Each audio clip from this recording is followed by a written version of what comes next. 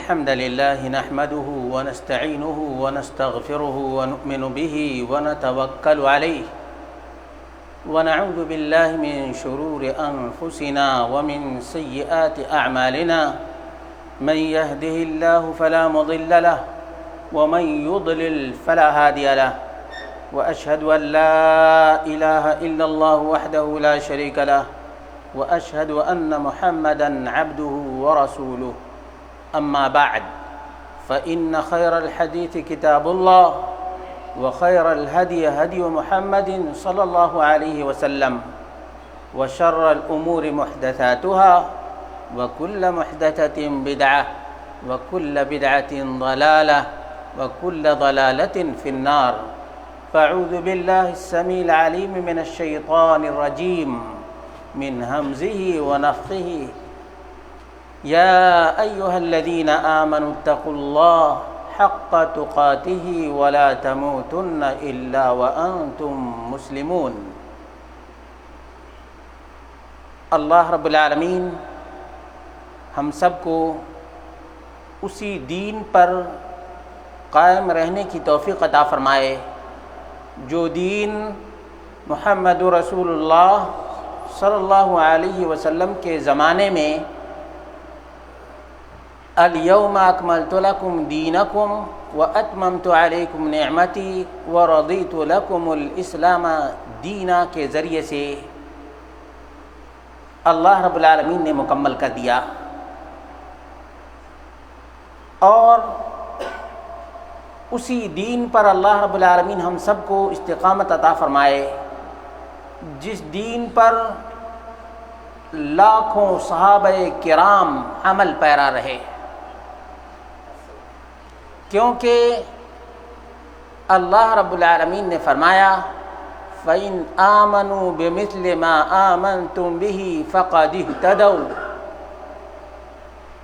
صحابہ کے بعد جو لوگ آئے صحابہ کی طرح ایمان لائیں گے تو ہدایت یافتہ رہیں گے،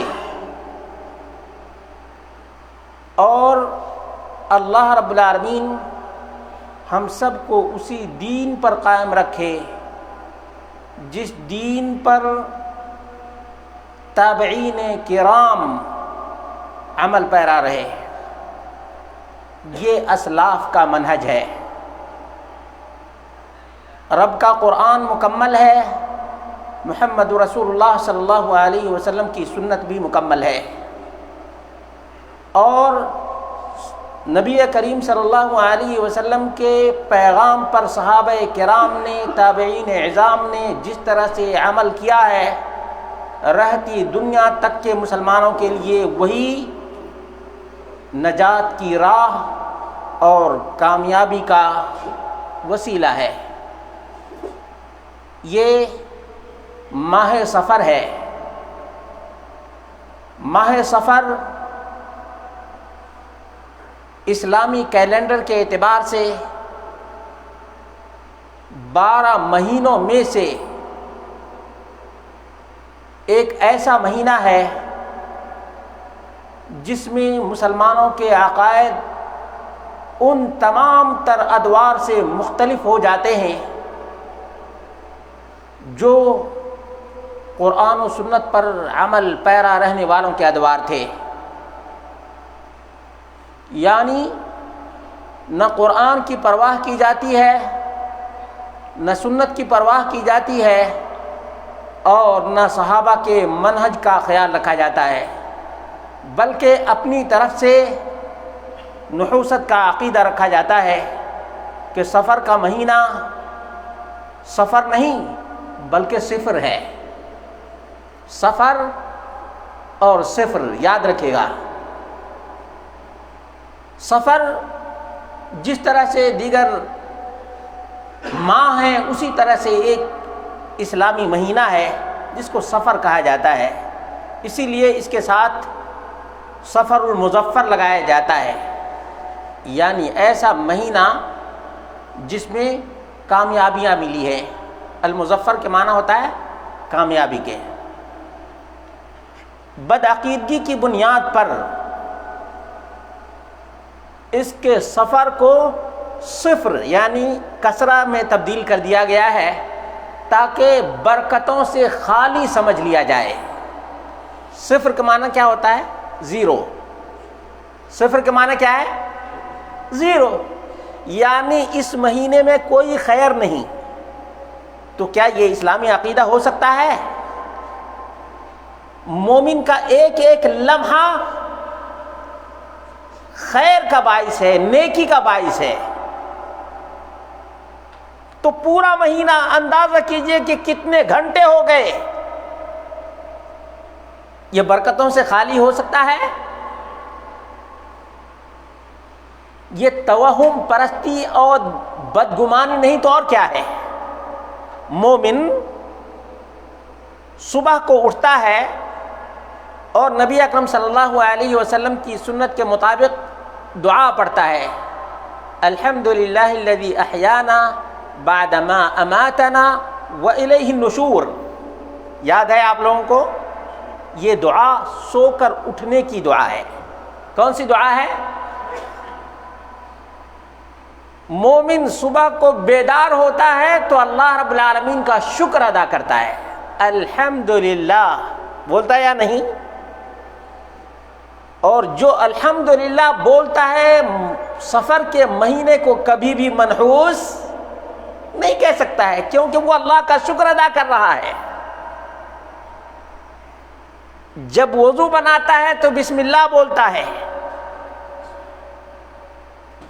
نماز کے لیے کھڑا ہوتا ہے اللہ اکبر بولتا ہے۔ بھلا بتائیے کہ یہ سب برکتیں نہیں تو اور کیا ہے؟ نحوست کا نام و نشان ہے۔ 5 وقتہ نمازیں جو محرم کے مہینے میں فرض تھیں، سفر کے مہینے میں بھی وہی نمازیں فرض ہیں۔ اور جس طرح سے محرم اور دیگر مہینوں میں حی علی الصلاۃ حی علی الفلاح کی صدائیں بلند کی جاتی ہیں، کیا سفر کے مہینے میں یہ آوازیں باز گشت نہیں کرتی ہیں؟ مسلمانوں کے کانوں سے یہ آوازیں ٹکراتی ہیں اسی طرح سے جس طرح سے دیگر مہینوں میں یہ آواز کانوں تک پہنچتی ہے۔ بھلا کیسے کوئی مومن تصور کر سکتا ہے کہ یہ مہینہ صفر ہے، برکت سے خالی ہے؟ سب سے پہلے آدمی کے دل میں خرابی پیدا ہوتی ہے۔ دل میں جیسے جیسے خرابی میں اضافہ ہوتا جاتا ہے اسی طرح سے اس کے اثرات بھی مرتب ہونے لگتے ہیں۔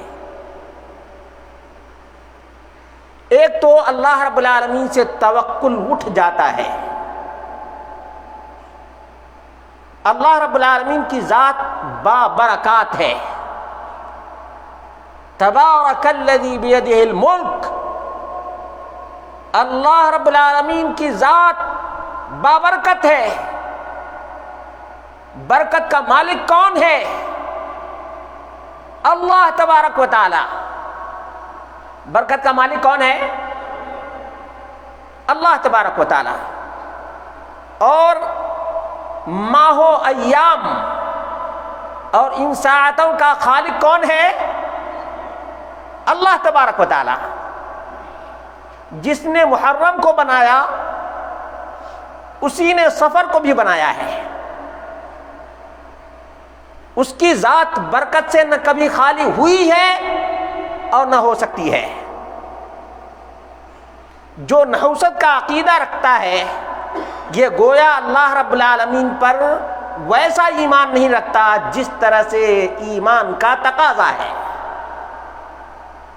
ایمانی کمزوری یاد رکھیے گا،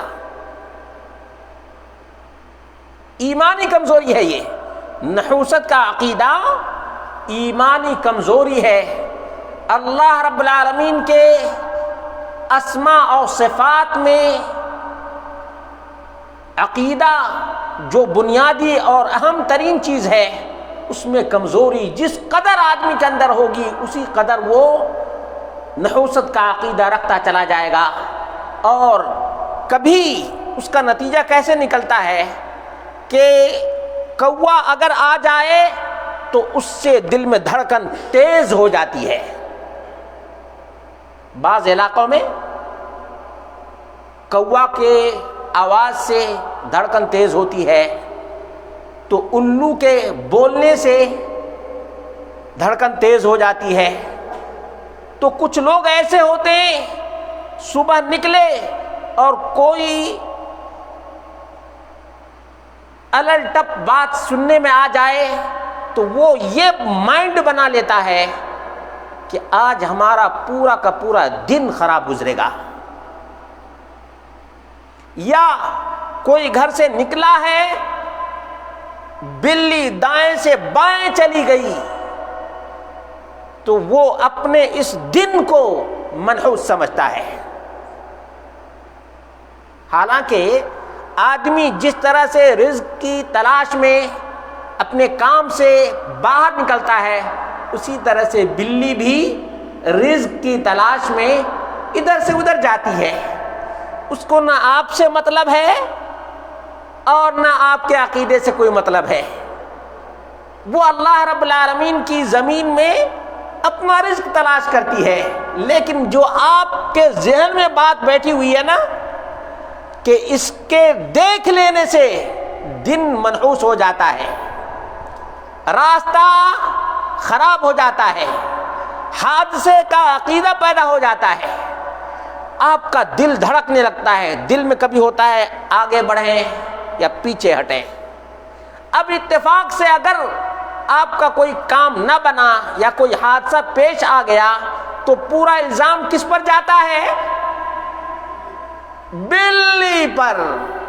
حالانکہ یعنی ایک نفسیاتی ماہر آدمی کوئی ہوگا یا سائیکولوجسٹ ہوگا تو وہ کہے گا کہ بھائی غلطی آپ کی ہے, چونکہ آپ کے ذہن میں یہ گردش بات کر رہی تھی اس لیے آپ نے اپنا کام صحیح سے نہیں کیا.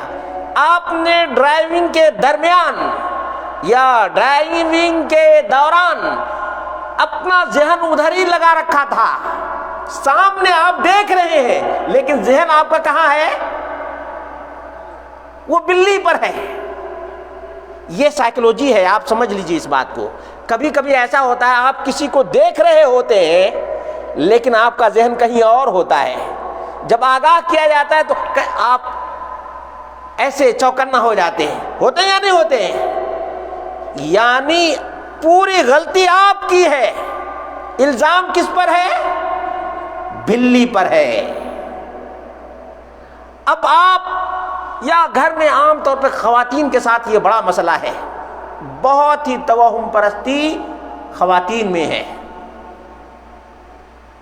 مرد میں بہت سے لوگ ایسے ہوتے ہیں جو اتنی بے اعتقادی یا بد اعتقادی کا شکار نہیں ہوتے جتنی عورتیں ہوتی ہیں.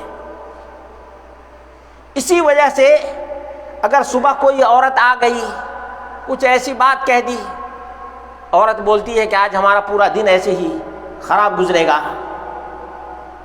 مرد اس کان سے سنتا ہے اس کان سے نکال دیتا ہے.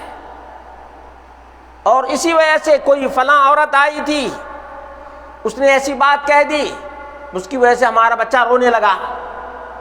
یہ چیز عورتوں میں عام ہے یا نہیں ہے؟ اس کا ازالہ صرف ایک عقیدہ کی بنیاد پر ختم کیا جا سکتا ہے, وہ ہے وَعَلَى اللَّهِ فَلْيَتَوَكَّلِ الْمُؤْمِنُونَ. مومنوں کو, مومنات کو اللہ پر ہی بھروسہ کرنا چاہیے. جس کا ایمان اور عقیدہ جتنا پختہ ہوتا ہے اتنے ہی توہمات سے اور سپرسٹیشن سے دور رہتا ہے. اور جو توہمات اور سپرسٹیشن سے دور رہتا ہے اس کا دل ہمیشہ مطمئن رہتا ہے. حالات ناگوار سے ناگوار ترین ہو جائیں, بد سے بدتر ہو جائیں, لیکن مومن آدمی کو اطمینان زیادہ ہوتا ہے ایمان کی بدولت. ایمان کو دیکھ لیجئے, موسیٰ علیہ الصلاۃ والتسلیم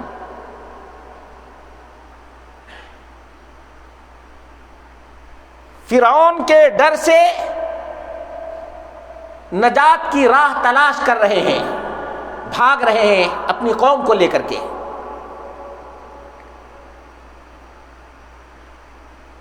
جاتے جاتے بھاگتے بھاگتے سامنے سمندر ہے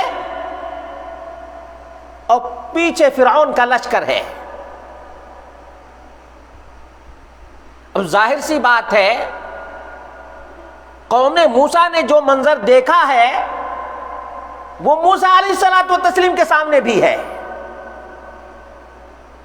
ایسا نہیں ہے کہ موسیٰ علیہ الصلوۃ والتسلیم فرعون کے لشکر کو نہیں دیکھ رہے ہیں یا سمندر کو نہیں دیکھ رہے ہیں. موسیٰ علیہ الصلوۃ والتسلیم کی قوم بنی اسرائیل نے کیا کہا؟ انا لمدرکون. کیا کہا؟ اب تو ہم بس پکڑ لیے گئے. انا لمدرکون، بس بھاگنے کا بھی کوئی فائدہ نہیں ہے، آگے سمندر ہے، پیچھے لشکر ہے، نجات کی کوئی راہ نہیں نظر آتی. انا لمدرکون، اب تو بس پکڑ لیے گئے. ایسے وقت میں موسیٰ علیہ الصلوۃ والتسلیم نے کیا کہا؟ یہ ایمان ہے، ایمان یاد رکھیے گا. آپ اگر مشکل ترین حالات میں ہو، نجات کی کوئی سبیل نظر نہیں آ رہی ہو، تب بھی آپ کو یہ عقیدہ ثابت کرنا ہے. قال کلا ان معی ربی سیہدین. تم لوگ کہہ رہے ہو کہ آگے سمندر، پیچھے فرعون کا لشکر اور نجات کا کوئی راستہ ہی نہیں، ہرگز نہیں. تم سب کی بات غلط ہے، تم سب کے یہ توہمات ہیں. کلا، ہرگز نہیں. یہ لفظ یاد رکھیں، ایسا ہو ہی نہیں سکتا.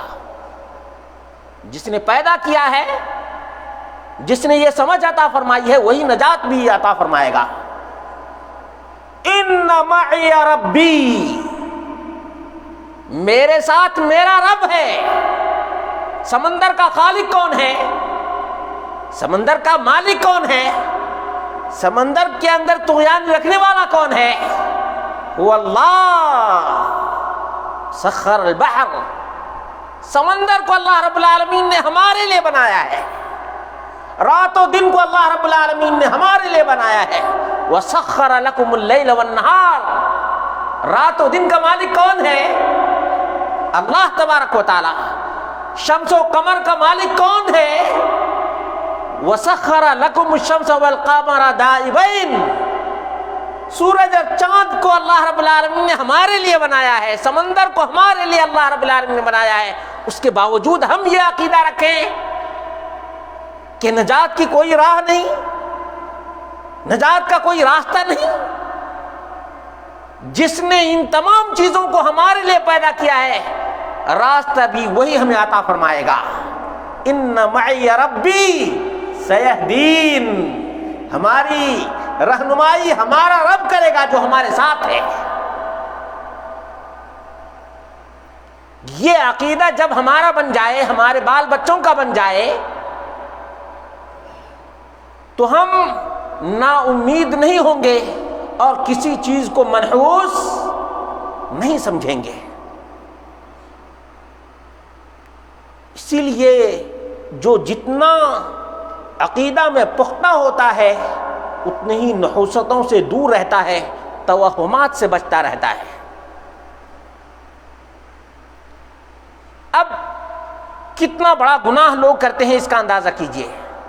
اس مہینے میں شادی نہیں کرتے ہیں،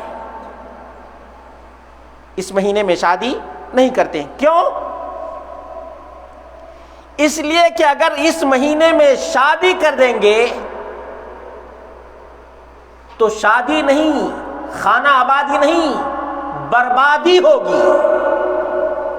کیا ہوگی؟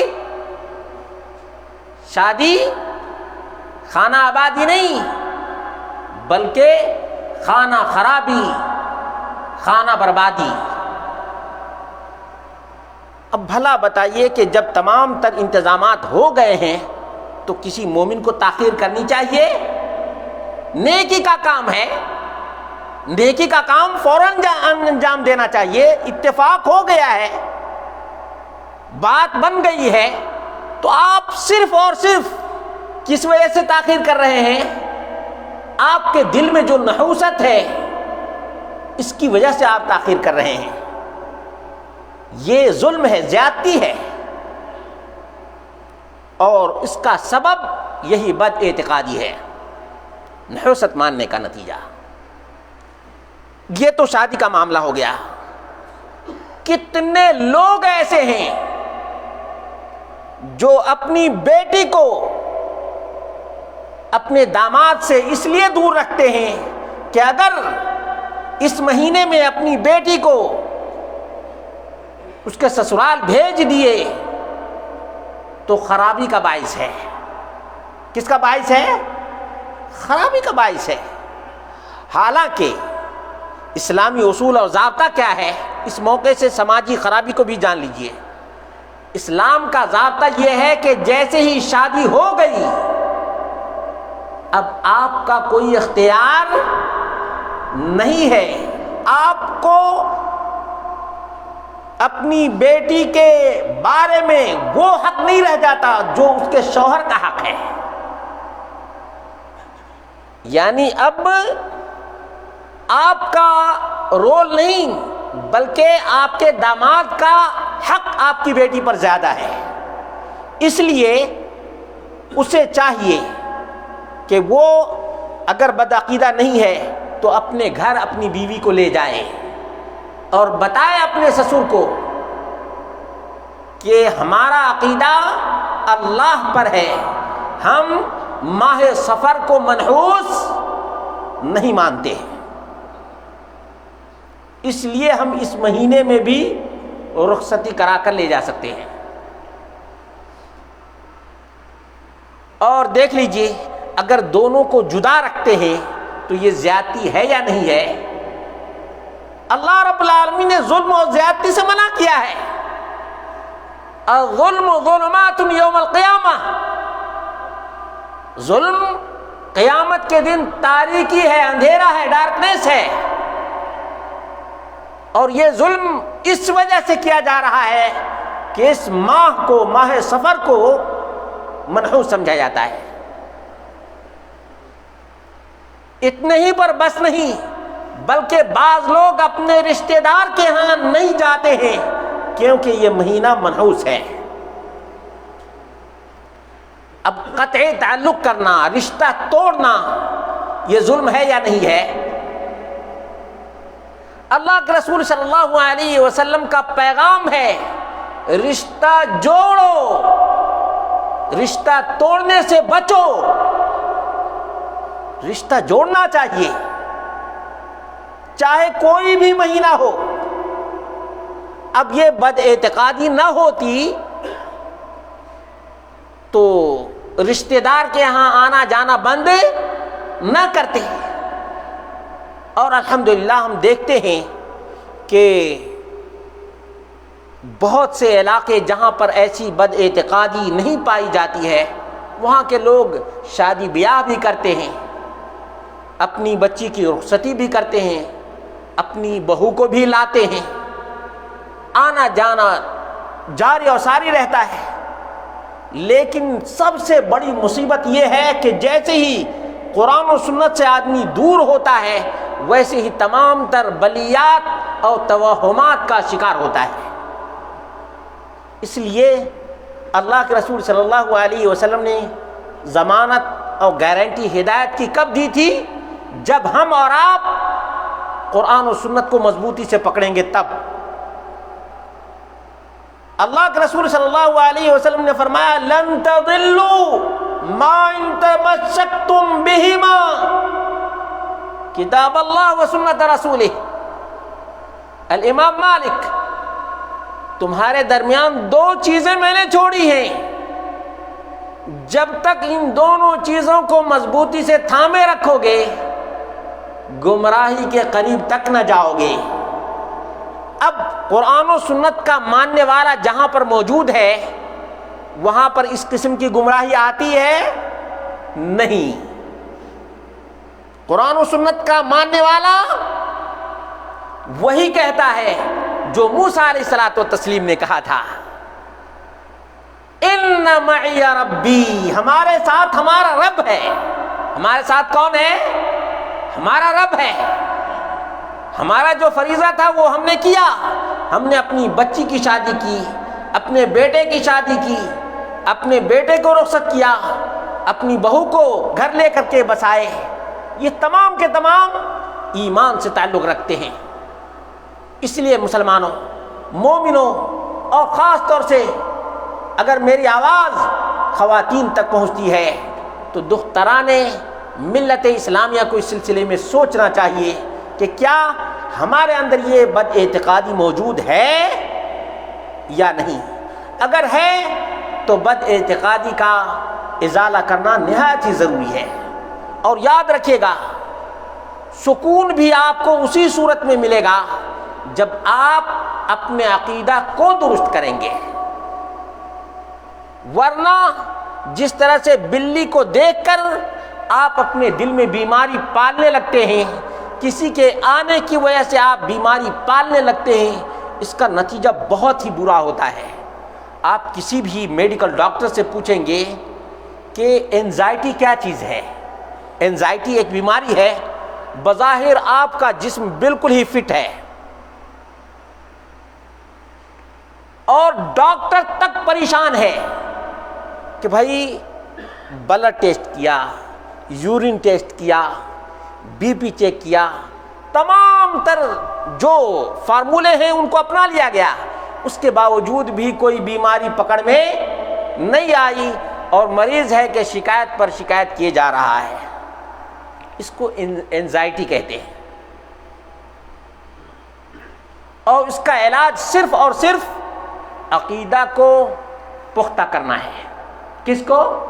عقیدہ کو پختہ کرنا ہے، اپنے دل سے وسوسے کو دور کرنا ہے، اپنے دل سے توہمات کو باہر نکال دینا ہے۔ جب تک توہمات کی بیماری کا شکار رہیں گے دوا کا کوئی فائدہ نہیں ہوگا۔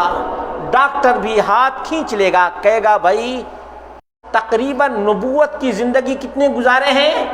23 سال۔ کتنی؟ 23 سال۔ 13 سال مکے میں اور 10 سال کہاں؟ مدینے میں۔ حج کی فرضیت کب ہوئی ہے؟ تک عقیدہ میں پختہ اور مضبوط رہے تب تک ان کو اللہ رب العالمین نے کامیابی، کامرانی اور عزت عطا فرمائی، فتح یابی ان کے قدم چومتی تھی۔ لیکن جیسے ہی مسلمانوں میں یہ بیماریاں سر کرنے لگیں، داخل ہونے لگیں، آنے لگیں، ویسے مسلمان کمزور ہوتے گئے۔ ایسا نہیں کہ ان کے جسم بہت بڑے تھے اور آج مسلمانوں کے جسم بہت چھوٹے ہیں، یا وہ بہت بڑے پہلوان تھے آج ہم پہلوان نہیں ہیں۔ آج بڑے بڑے پہلوان موجود ہیں، لیکن اس کے باوجود عقیدہ کمزور ہے۔ کیوں؟ اس لیے کہ محمد رسول اللہ صلی اللہ علیہ وسلم کے اسوے اور نمونے کو ہم نے چھوڑا ہے۔ ہم نے کس کو چھوڑا ہے؟ نبی کریم صلی اللہ علیہ وسلم کے اسوہ اور نمونے کو چھوڑا ہے، جبکہ اللہ رب العالمین کا حکم ہے لقد کان لکم فی رسول اللہ اسوۃ حسنہ، تمہارے لیے محمد رسول اللہ صلی اللہ علیہ وسلم اسوہ ہیں، قدوہ ہیں، نمونہ ہیں، آئیڈیل ہیں۔ مسلمان کو چاہیے کہ نماز سے پہلے، روزہ سے پہلے، حج سے پہلے، زکوٰۃ سے پہلے کس پر محنت کریں؟ عقیدے پر محنت کریں، ایمانیات پر زور دیں، اس لیے کہ ایمانیات کا تعلق دل کی گہرائی سے ہے۔ کس سے؟ دل کی گہرائی سے ہے۔ اب اگر کسی کو پیٹ میں درد ہو، کس میں درد ہو؟ پیٹ میں درد ہو، اوپر مالش کرنے سے پیٹ کا درد ختم ہو سکتا ہے؟ ہو سکتا ہے میرے بھائیو؟ نہیں نا۔ اس کو ایسی دوا چاہیے جو اندر کی بیماری کو دور کر سکے۔ اب ہم کیا کر رہے ہیں کہ جو احکام اللہ رب العالمین نے بعد میں نازل فرمائے ہیں، بعد میں جن احکام کو اللہ رب العالمین نے نازل کیا ہے، ان احکام پر ہم محنت کرتے ہیں، اور اندرونی جو چیزیں ہیں ان کو ہم ویسے ہی چھوڑ دیتے ہیں، کہتے ہیں کہ پہلے اس پر کام کرو تو یہ اندر والا درست ہو جائے گا۔ حالانکہ اللہ رب العالمین کا جو پیغام جس ترتیب سے آیا ہے، اور محمد رسول اللہ صلی اللہ علیہ وسلم نے جس ڈھنگ سے محنت کی ہے، اس کا تقاضا یہ تھا کہ پہلے اندر کو درست کرو تو اس کے بعد اس کا پھل اچھا آئے گا۔ پہلے درخت کی سینچائی کرو تبھی تو پھل اچھا آئے گا۔ اگر کوئی آدمی اس کے درخت کے پتوں پر محنت کرنے لگے اور درخت کی جڑ سوکھی ہو تو پھل آئے گا؟ پھل آئے گا؟ آج ہم دیکھ رہے ہیں اس کا نتیجہ۔ میں ایک ایک چیز اپنے سماج کی پیش کر رہا ہوں۔ ایک نمازی آدمی بھی ہے، حاجی آدمی بھی ہے، روزے دار بھی ہے، زکوٰۃ دینے والا بھی ہے، لیکن انہی بیماریوں کا شکار ہے۔ ایک حاجی کا بھی یہی عقیدہ کہ سفر کے مہینہ میں شادی نہیں کرنی، کیوں؟ منحوس ہے۔ نمازی کا یہ عقیدہ کہ سفر کا مہینہ منحوس ہے، اپنی بیٹی کو ہم رخصت نہیں کریں گے۔ جو روزہ رکھنے والا ہے وہ بھی یہ عقیدہ رکھتا ہے کہ اگر ہم بلی کو کنی کاٹتے ہوئے دیکھ لیں گے تو ہمارا دن خراب ہو جائے گا۔ گویا نبی اکرم صلی اللہ علیہ وسلم کی مخالفت کا یہ بدترین نتیجہ اپنی آنکھ سے ہم دیکھ رہے ہیں۔ بدترین نتیجہ ہے کہ ہم نے حج پر محنت کی، ہم نے نماز پر محنت کی، ہم نے روزہ پر محنت کی، ہم نے تمام ان ظاہری اعمال پر محنت کی، اتنا پختہ اور اتنا مضبوط تیار ہوتا تھا۔ خالد بن ولید رضی اللہ عنہ کی مثال آپ کے سامنے بالکل واضح ہے۔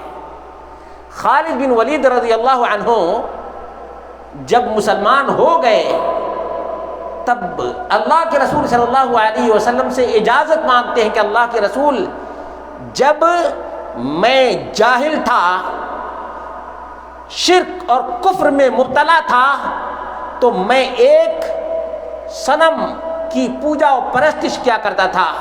آج میں ایک اللہ کا ماننے والا ہوں، میرا دل چاہتا ہے کہ سب سے پہلے میں اسی کا قلع کما کروں جس کی وجہ سے میں شرک میں مبتلا ہوا کرتا تھا۔ چلے گئے مٹانے کے لیے۔ آج ہم پیدائشی مسلمان ہیں اور اسی روش پر ہم چلتے آ رہے ہیں جس روش پہ پہلے زمانے جاہلیت میں آباء و اجداد چلتے آ رہے تھے۔ ہم نے اپنے اندر کوئی چینجنگ اور کوئی تبدیلی نہیں پیدا کی، جس کا نتیجہ یہ ہے کہ ہم نمازی ہو گئے، حاجی ہو گئے اور روزے دار ہو گئے، لیکن موحد نہیں بن سکے۔ کیا نہیں بن سکے؟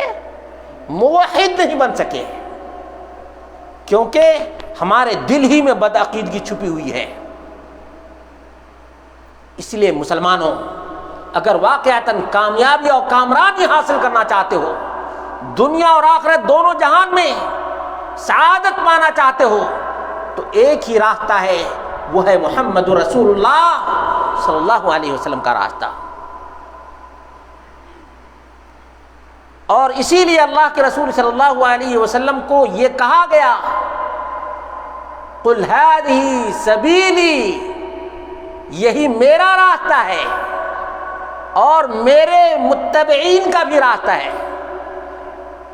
ادعو الی اللہ علی بصیرہ، اللہ کی طرف بلاتے ہیں اور بالکل ہی بصیرت کے ساتھ، دور اندیشی کے ساتھ۔ اس میں ذرہ برابر ہمیں کوتاہی کا اور کمی کا شکار نہیں ہونا چاہیے۔ بصیرت کے ساتھ ہم اللہ کی طرف بلاتے ہیں. ہم جب بھی ان رات و دن کو دیکھتے ہیں تو اللہ کو یاد کرتے ہیں. سورج نکلتا ہے تو ہم اللہ کو یاد کرتے ہیں. سورج ڈوبتا ہے تو اللہ کو یاد کرتے ہیں. اور ہم یہ سمجھتے ہیں نہ سورج ہمارا کچھ بگاڑ سکتا ہے نہ چاند ہمارا کچھ بگاڑ سکتا ہے. ہمارا مالک، ہمارا خالق، ہمارا رازق تو رب کائنات ہے. اور اسی لیے مومن ہمیشہ کہتا ہے الحمدللہ رب العالمین. اللہ رب العالمین ہے. رات و دن کا وہی مالک ہے، وہی مسخر کرنے والا ہے. ان ساعتوں کا، ان ایام کا، ان اوقات کا مالک وہی اللہ رب العالمین ہے. جو جتنا اپنا رشتہ اللہ رب العالمین سے جوڑے گا اتنا ہی وہ اطمینان دنیا میں بھی پائے گا اور آخرت میں بھی اس کو اللہ رب العالمین سعادت سے نوازے گا. لیکن جو جتنا ہی ایمانیات سے، توحید سے، عقائد سے دور رہے گا اتنے ہی متذبذب رہے گا، سکون نہیں ملے گا اس کو. اور جو چیز نہیں ہوئی ہے اس کے بارے میں بھی پہلے سے وہ اپنے اندر خوف اور ڈر محسوس کرے گا.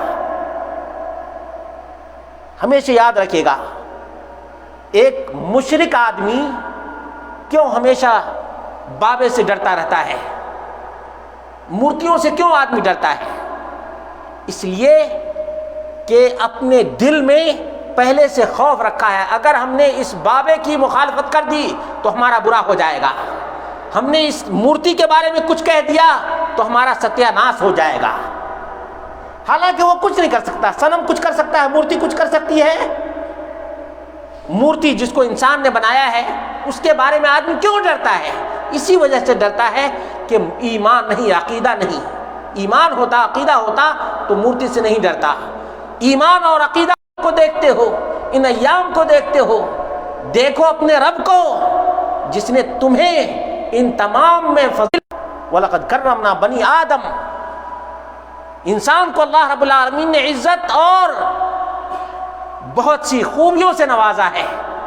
تو آدمی کہیں بلی سے ڈر جائے، کوے سے ڈر جائے، الو سے ڈر جائے، کسی برے آدمی سے ڈر جائے؟ نہیں، ایسا کبھی نہیں ہو سکتا ہے. اس لیے اللہ کے رسول صلی اللہ علیہ وسلم وَأَنَا أَدْعُو إِلَى اللَّهِ، میں تم کو سب کو اللہ کی طرف بلاتا ہوں. اللہ کی طرف جب بھی بلائیں گے تو ایمان پختہ ہوگا، مضبوط ہوگا اور تمام تر غلاظتوں سے آدمی محفوظ رہے گا. اس لیے اللہ رب العالمین سے دعا کرتے ہیں، اور خاص طور سے یہ وقت دے رہا ہوں تاکہ لوگ اپنے اپنے علاقوں کے جو توہمات ہیں اس کو بیان کر سکیں اور اس کے بارے میں وضاحت کر سکوں. یہ بہت ضروری ہے کیونکہ توہمات کی کوئی انتہا نہیں. یاد رکھیے گا، مثال کے طور پر کسی علاقے میں بلی سے لوگ ڈرتے ہیں، کسی علاقے میں الو سے لوگ ڈرتے ہیں، کسی علاقے میں کسی اور چیز سے ڈرتے ہیں. مثال کے طور پر یہاں سعودی عرب میں تو ایسی خبر نظر نہیں آتی ہے. ایک آدمی جو ڈرائیوری کرتا تھا، بلدیہ کا آدمی، رمضان بھائی اللہ تبارک و تعالیٰ اس کی مغفرت کرے، وہ بس کا ڈرائیور تھا. بلدیہ میں آنے سے پہلے بس کا ڈرائیور تھا. وہ کہتا تھا کہ جب میں یا قبر تھی، اب وہ جیسے ہی آگے گیا اس کی بس کا ایکسیڈنٹ ہو گیا. اب وہ کہتا ہے کہ ہمارا دل تو یہ ہو گیا کہ بھائی اب کچھ بھی ہو جائے بغیر نذرانہ چڑھائے ہوئے آگے نہیں جانا ہے. آپ نے دیکھا کہ اس کی سائیکولوجی کیسے کام کر رہی ہے. وہ جیسے ہی کراس کیا تھا اس وقت سے اس کا دماغ گھوم رہا تھا. اب دماغ کہیں اور ہے، آنکھ کہیں اور ہے. نتیجہ کیا ہوگا میرے بھائی؟ بتاؤ نا، ایکسیڈنٹ ہوگا کہ نہیں ہوگا؟ آدمی کو کہتے ہیں سق بے ذوق. آدمی کو ذوق کے ساتھ پورے، یعنی کان کو بھی حاضر رکھنا ہے، آنکھ کو بھی حاضر، دماغ کو بھی حاضر رکھنا ہے، تبھی تو ڈرائیونگ صحیح سے ہوتی ہے. یعنی آپ اور ناک کو بھی چوکنا رکھنا ہے، اس لیے کہ ناک سے اگر بدبو نہیں سونگھ پائیں گے تو ہو سکتا ہے گاڑی میں کچھ فالٹ آ جائے اور بدبو کا احساس آپ کو نہ ہو. اس لیے آنکھ، ناک، کان سب کو چوکنا رکھنا چاہیے. اب وہ دماغ رکھا ہے کہ ہم نے بابا کو آج نذرانہ نہیں چڑھایا، اب وہ اسی میں گھوم رہا ہے، گاڑی کہیں اور چلا رہا ہے۔ ایکسیڈنٹ اس نے کیا اپنے بد اعتقادی کی وجہ سے، اور پورا کا پورا الزام کس پر لگا دیا کہ بابے ناراض ہو گئے، اس کی وجہ سے ہمارا ایکسیڈنٹ ہو گیا ہے۔ اب یہ کیا ہے میرے بھائی، سوچو ذرا سا۔ اسی لیے کہہ رہا ہوں کہ یہ وقت دے رہا ہوں سوالات کے لیے۔ کس کے لیے؟ سوالات کے لیے، کہ جیسے جن جن علاقوں میں، اب چونکہ ماشاءاللہ مختلف علاقوں کے لوگ ہیں، مختلف ملکوں کے بھی لوگ ہیں، اس لیے اگر آپ کے ہاں کوئی ایسی بد اعتقادی پائی جاتی ہے، توہم پرستی پائی جاتی ہے یا نحوست پائی جاتی ہے، تو اس کا ازالہ کرنے کی کوشش کریں۔ اگر آپ نہیں کر سکتے ہیں تو آپ سوالات کے حوالے سے، توہمات کے حوالے سے چند منٹ ہمارے پاس ہیں، اگر کوئی ساتھی سوال پوچھنا چاہے تو پوچھ لیں۔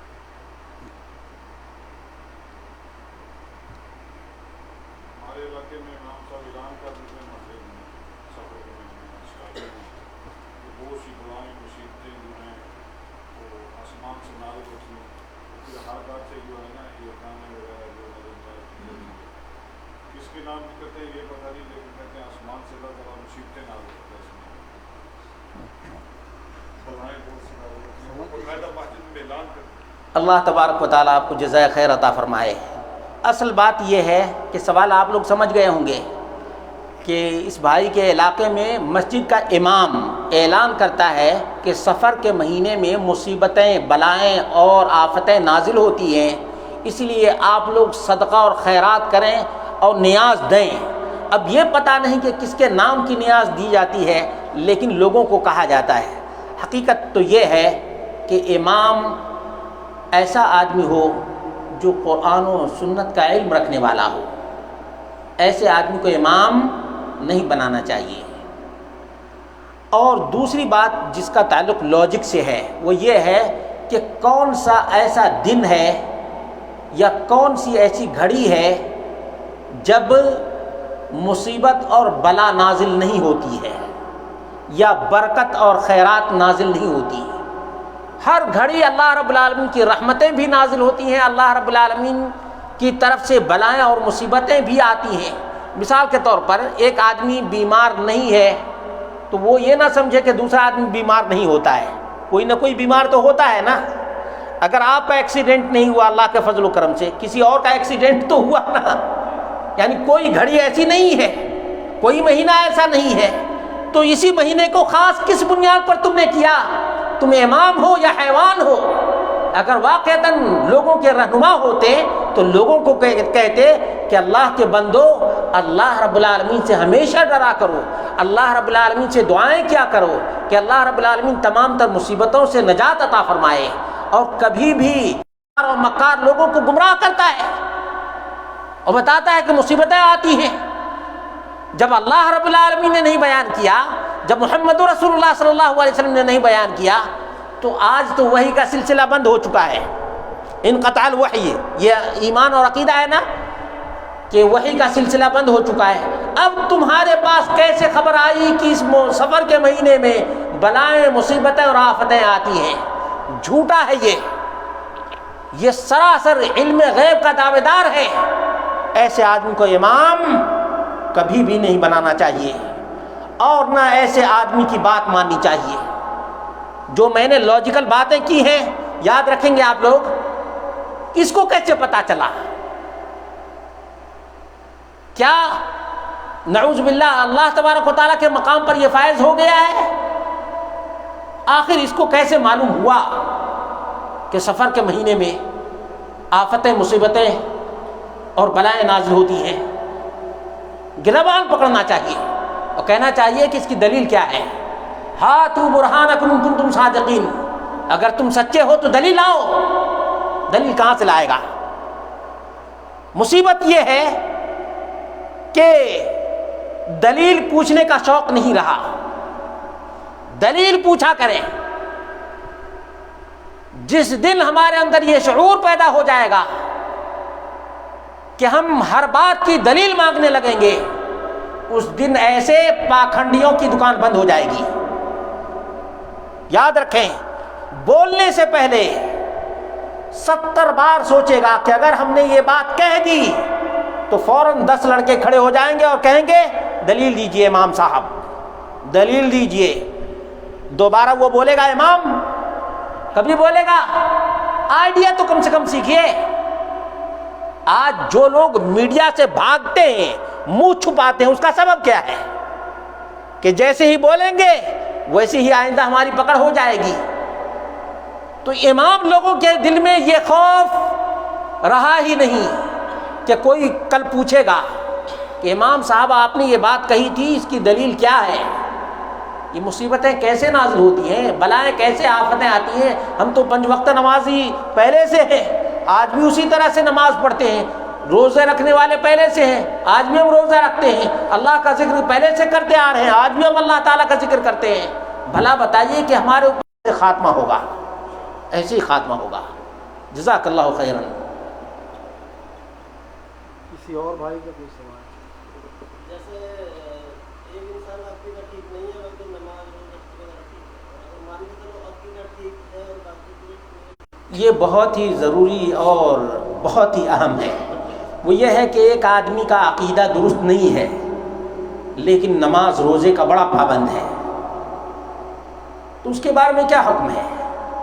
اس کا جواب یہ ہے کہ اللہ رب العالمین نے تقریباً 17 یا 18 نبیوں کا ذکر کیا ہے سورۃ الانعام میں، 18 نبیوں کا تقریباً نام ذکر کیا ہے، اور اخیر میں اللہ رب العالمین نے فرمایا انبیاء ہیں، رسول ہیں، اس میں آپ سمجھ لیجئے کہ کتنے نبیوں کے نام ہیں، تقریباً 18 نبیوں کے نام ہیں۔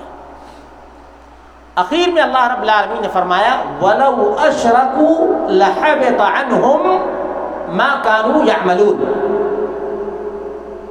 انبیاء اور رسول جو توحید کے علم بردار اور عقیدے کی اصلاح کے لیے بھیجے گئے،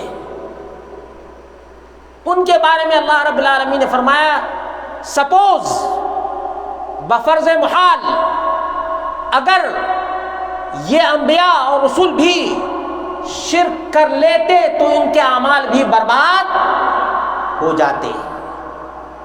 نماز، روزہ، حج، زکوٰۃ، خیرات، صدقات، تمام کی ویلو اس صورت میں ہے جب عقیدہ درست ہو، شرک سے پاک ہو۔ یہ معاملہ کلیئر ہو گیا کہ شرک کرنے والا جتنی بھی نیکیاں کر کے آئے، اللہ رب العالمین کے ہاں اس کی کوئی ویلو نہیں ہے۔ اسی طرح سے اللہ رب العالمین نے نبی اکرم صلی اللہ علیہ وسلم کو اور تمام نبیوں کو یہ خطاب کیا ہے لَإِنْ أَشْرَكْتَ لَيَحْبَطَنَّ عَمَلُكَ۔ اگر آپ نے بھی شرک کیا، اصل میں آیت کس طرح سے ہے وَلَقَدْ أُوحِيَ إِلَيْكَ وَإِلَى الَّذِينَ مِنْ قَبْلِكَ، تمہارے پاس وحی آئی ہے اور یہی وحی تم سے پہلے نبیوں کے پاس بھی آئی ہے۔ لَإِنْ أَشْرَكْتَ لَيَحْبَطَنَّ عَمَلُكَ، اگر تو نے بھی شرک کیا تو تیرے اعمال بھی برباد چلے جائیں گے، تیری یہ محنت چلت پھرت اور قد و کاوش کا کوئی فائدہ ہونے والا نہیں۔ دوسرا سوال یہ تھا کہ ایک آدمی عقیدہ کا پختہ ہے، پکا ہے، لیکن اعمال میں کوتاہی ہے، تو اس کا کیا حکم ہے؟ اس کا جواب یہ ہے کہ جتنا ہی عقیدہ پختہ ہوگا اتنے ہی ایمان بھی مضبوط ہوگا، اور ایمان جتنا مضبوط ہوگا اتنے ہی وہ اللہ کی عبادت میں خشوع اور خضوع سے لگا رہے گا۔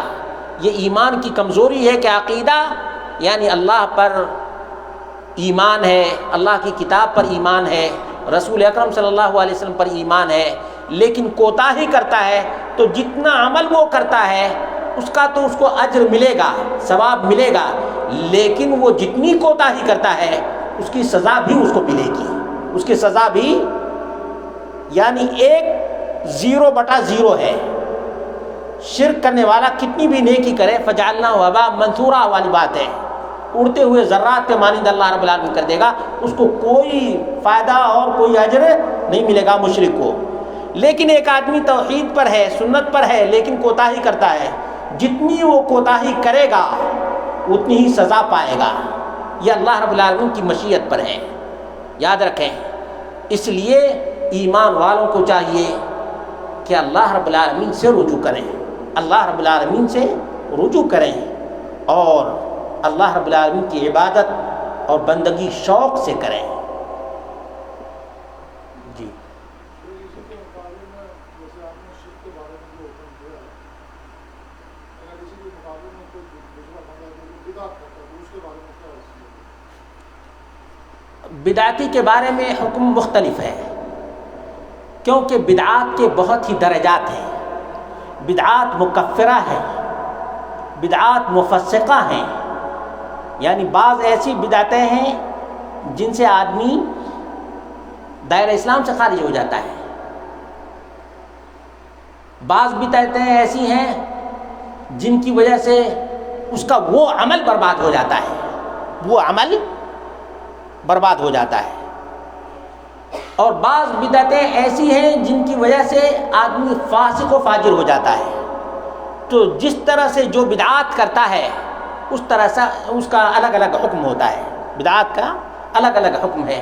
اسی لیے اللہ کے رسول صلی اللہ علیہ وسلم ہر خطبہ میں یہ بات کہا کرتے تھے، ہر خطبہ میں یہ بات کہا کرتے تھے، کل محدثۃ بدعہ، دین میں نئی چیز بدعت ہے، وکل بدعۃ ضلالہ، اور تمام بدعتیں گمراہی ہیں، وکل ضلالۃ فی النار، اور تمام ضلالتوں کا انجام کیا ہے؟ آگ، نار جہنم ہے۔